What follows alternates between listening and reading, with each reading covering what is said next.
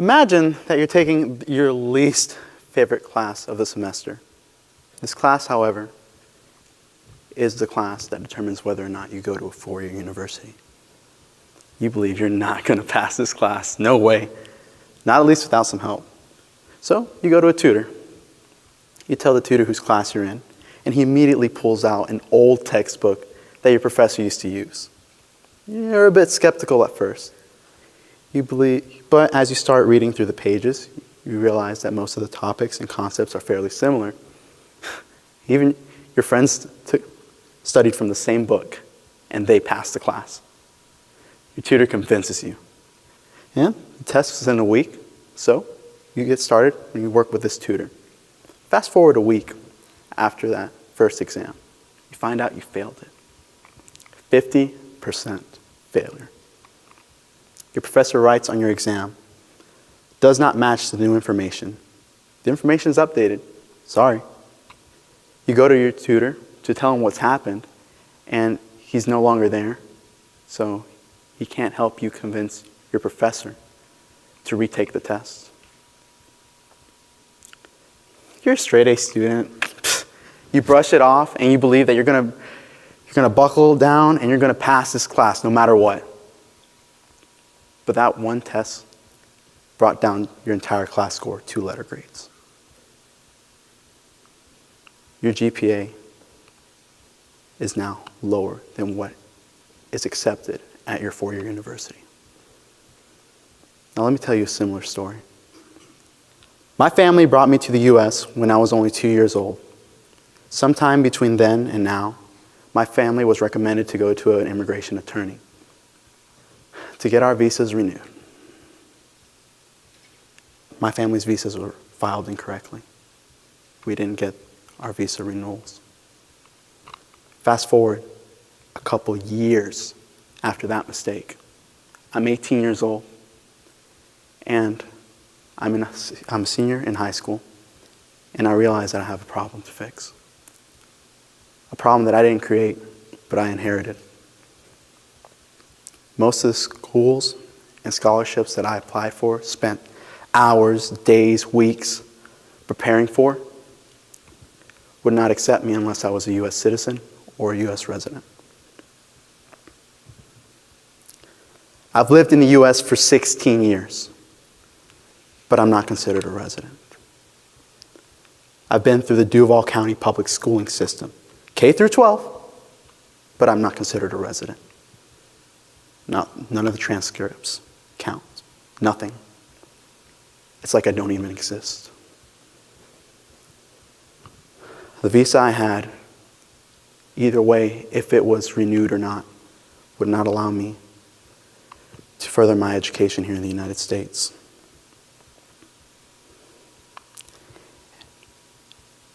And I thought to myself, well, there's got to be some way. There's got to be some way that I can continue and further my education somehow. And luckily, there was a program passed right before I graduated that allowed me to get a worker's permit and allowed me to stay, work, and go to college. You know, it was like a miracle. I couldn't believe it. But this hasn't exactly fixed the problem. Because now, when my visa expires, the work permit expires, or this program is removed, there's nothing stopping me from being deported. Even though I practically lived here my entire life. I used to think that deportation was reserved for only people who posed an imminent threat or a threat at all to the American public. Even people with criminal records, doesn't matter how serious, just a criminal record, would be deported. What kind of weird purgatory have I just stepped into? It was there this entire time. I just didn't know what to call it. I didn't know what exactly it meant, and that all this time I was just delaying an inevitable death or deportation back to my home country. Am I a criminal? Am I a threat? I never considered myself one, but maybe I am apparently in someone's eyes. Do I need to go back home? What is home now? What is it? Across the wall? Across the border? People who go across the wall nowadays, for the past couple of years, only helped spike this. Asylums in the U.S. have only increased. There's got to be something that's stopping them from staying there. And I kept asking myself these questions constantly. Despite having enrolled in the FSCJ and now halfway finished with my AS degree, I still couldn't help but ask these questions on a daily basis. Why? Why am I still here? Why do people want me out? And maybe not even me, but people like me. It wasn't until I started working with Phi Theta Kappa, the Honor Society, in my college, that they presented me with a topic of borders and boundaries. And I guess kind of gave me purpose and to search for these answers when I just was about to give up on them.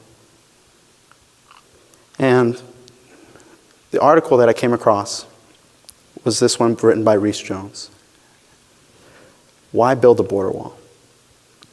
And as I was reading this article, I came to understand three things. That the U.S.-Mexico border was created for three purposes.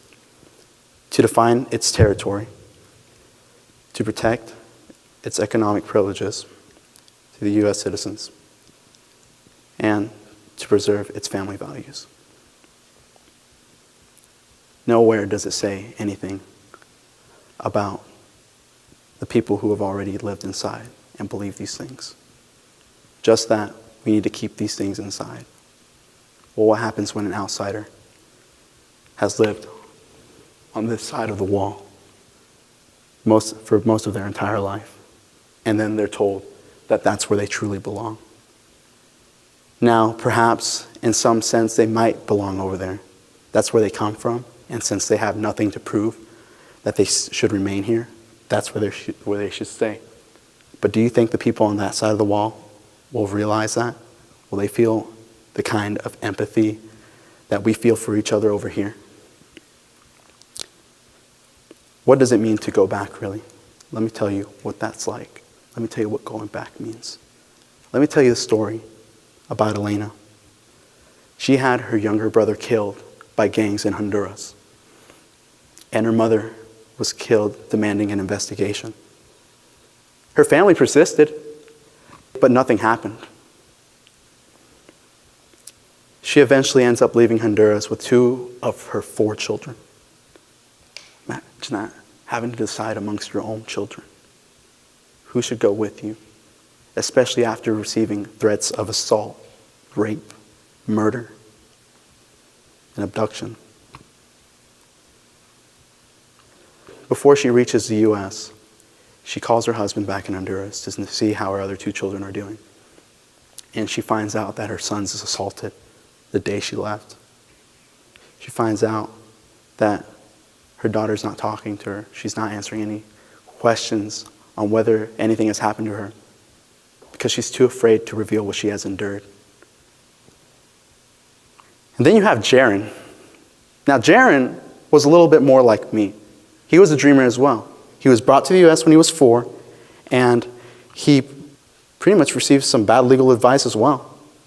The only difference is that he was actually deported back to his home country.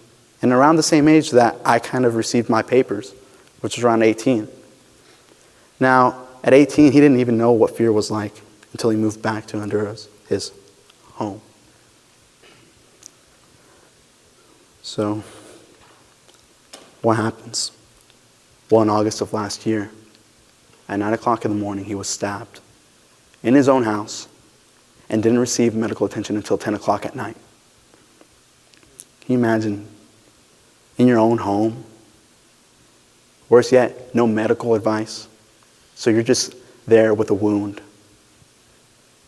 And like Elena in the first story, he ends up packing in with a group of friends who are like him to come back to the U.S.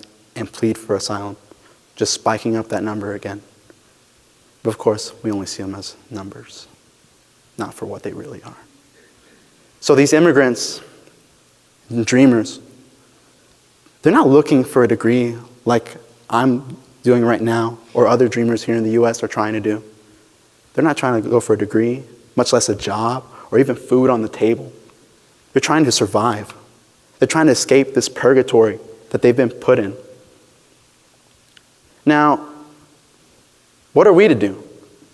Us dreamers here in the U.S. You could say we could try to go into the legal immigration process. I don't know, find a way, talk to someone, and try to get into that. But where would we start? And certainly when you have a limited amount of time, you don't just wait around a while. Not when you're facing deportation. So instead of us just explaining what this process looks like, I'm going to show you what it looks like.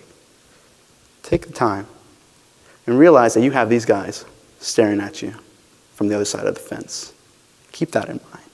I'll give you 10 seconds to look at the screen. Wherever you're looking at the screen, I want you to follow the arrows and memorize everything that you need in order to go through the legal immigration process and at least secure either a residency or a United States citizenship. Go.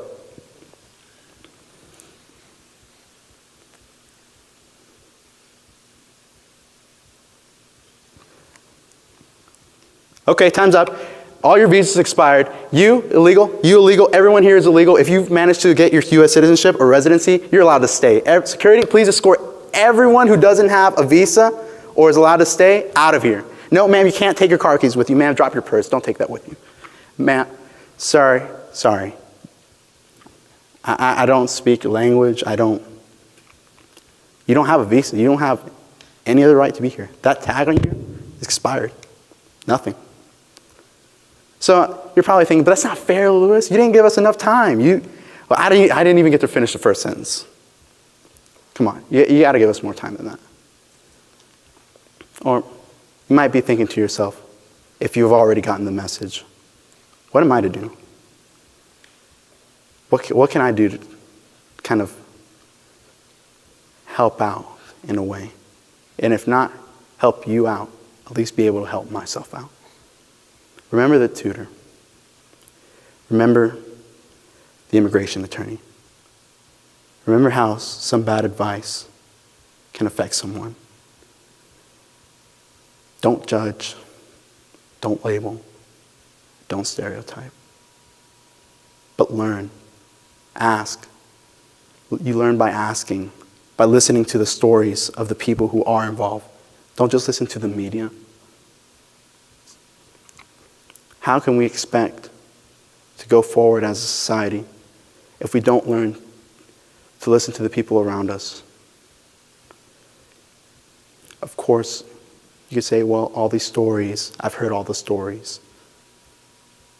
And then that's when I realized, even though this is a problem for me, and it is a problem for the other dreamers, I have to also do my part and try to listen to your stories. Listen to what you're striving for. Listen to what your dreams and goals are. And perhaps there might be someone that I know that I could connect you to, and the same way goes back. You want to do something nice in life? You want to help someone? You have to be willing to take that first step and also listen to the other people who are surrounded by you because they also have their own issues. But also realize that you only help sustain a purgatory when you don't listen to the people that are around you. So instead of disconnecting from the people around us, it doesn't have to be, you don't have to go out to the person right next to you. It could be someone far away or someone close. But don't help sustain this purgatory that we're all in together. But start helping to create need in. As Chimamanda Adichie said, the problem with stereotypes is not that they're untrue, but that they're incomplete. They make a single story the only story. So don't just hear my story, and I won't try to just listen to one of your stories. Try to listen to all of our stories, like I'll try to listen to all your stories. And maybe together, we can actually make some progress instead of just bickering over what's the real story. Our stories don't have an ending. They have sequels. They have chapters, pages. But the story must go on. But it only happens when you help each other write it together. Thank you.